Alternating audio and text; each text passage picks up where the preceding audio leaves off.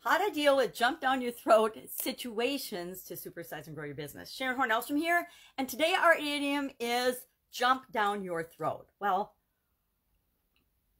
when you think about it, how do you think somebody jumping down your throat or you jumping down someone's throat is going to help you grow and build your business? Well, it depends, right? This is an idiom from, have you ever noticed that in business and in life, everything depends? It depends on you. Well, this idiom is from the early 1800s, and jump down your throat is when somebody yells at you or scolds you or screams at you in a sudden and angry way, usually, or in a sudden and angry way. Have you ever had a customer get mad at you and literally jump down your throat or your customer service people's throat because they're upset about some interaction with your business? Have you ever had a teacher or a boss or a stranger yell and scream at you suddenly and angrily? Maybe they're warning you because you're going to get hit by a bike. Just had that happen to me the other day. I was walking with my kids and my son's like, "Mom, get out of the way." He grabs me because there was a bike coming and I didn't hear it and I didn't see it, of course. So sometimes people jump down our throat in an angry way, and that's what this usually refers to. But sometimes it's just as a warning or a sudden reaction to something, an automatic response to some sort of danger or fear for our safety or something.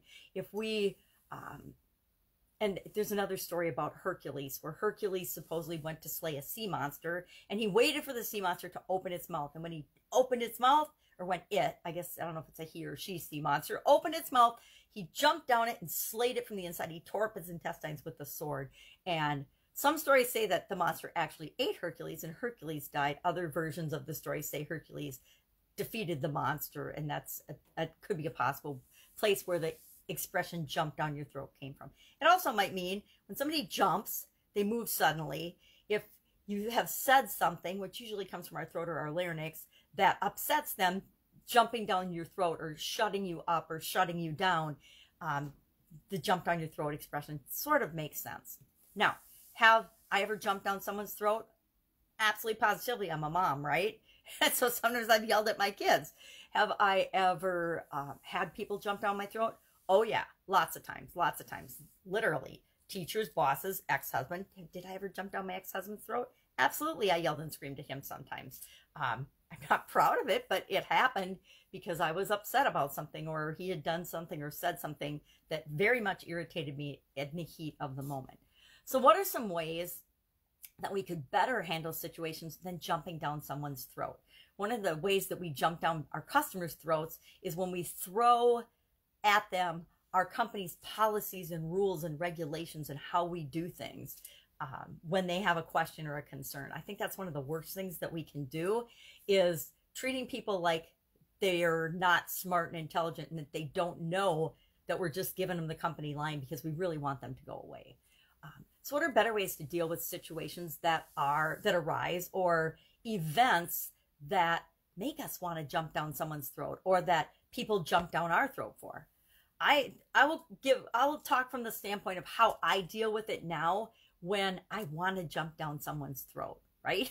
Because there's always things that upset us. There's a whole lot of that going on in social media right now, where people are saying things and being inflammatory, and I'm not sure if they're just standing up for what they believe in, or if I think there are a lot of people out there that are actually behaving in ways that they normally wouldn't because they want to get a rise out of other people. I personally think that's ridiculous behavior, bullying behavior, but that's my opinion.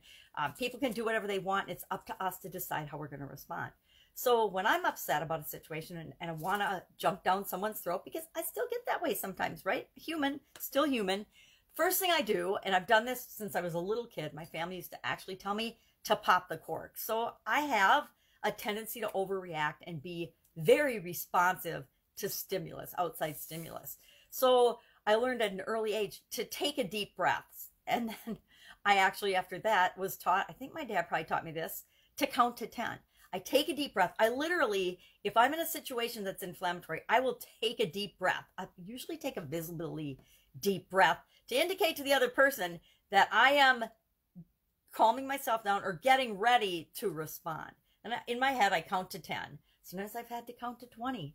Sometimes I just have to take a few deep breaths and count to 20 more than once or 10 more than once.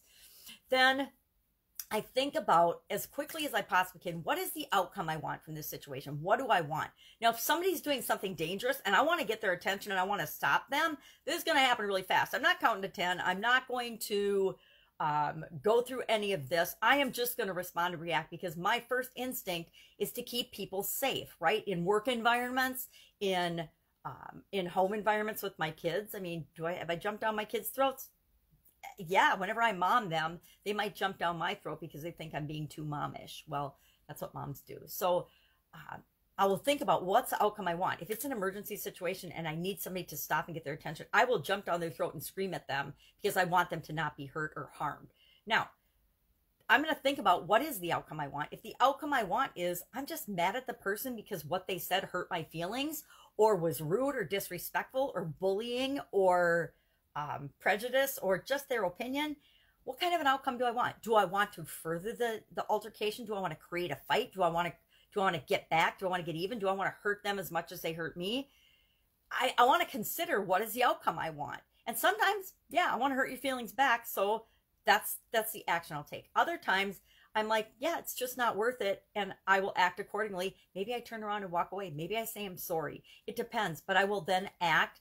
And after that, I have to remember that whatever I choose, whatever I do, whatever I say, however I act or choose not to act, I need to be 100% responsible for what I do and say and the result or the consequences of that. If I lash back out at someone and they get upset and it escalates and they punch me in the face, I have to deal with and be 100% responsible for, I did continue the argument. I did get punched in the face. Now, keep in mind, I've never been punched in the face, and I never plan on being punched in the face.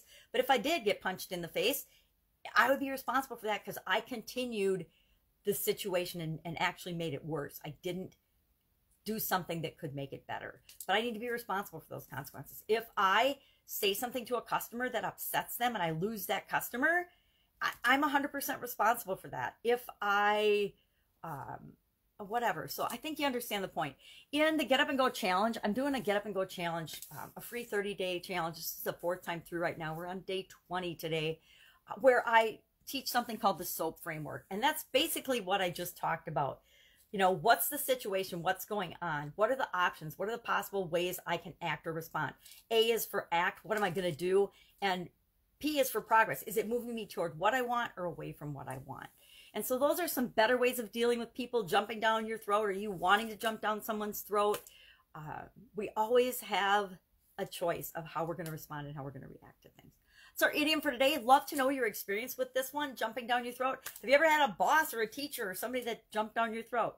Yeah, lots of people. People don't always respond or react toward us the way we think that they're going to, or the way that we think we should. So I say, let's just treat everybody the way we want to be treated. And I think there'll be a whole lot less of this jumping down your throat going on in the world. Have an awesome day. I will be with you tomorrow with another interesting idiom. What does it mean? Where does it come from? And how might you use it in your life right now? Take care. Bye.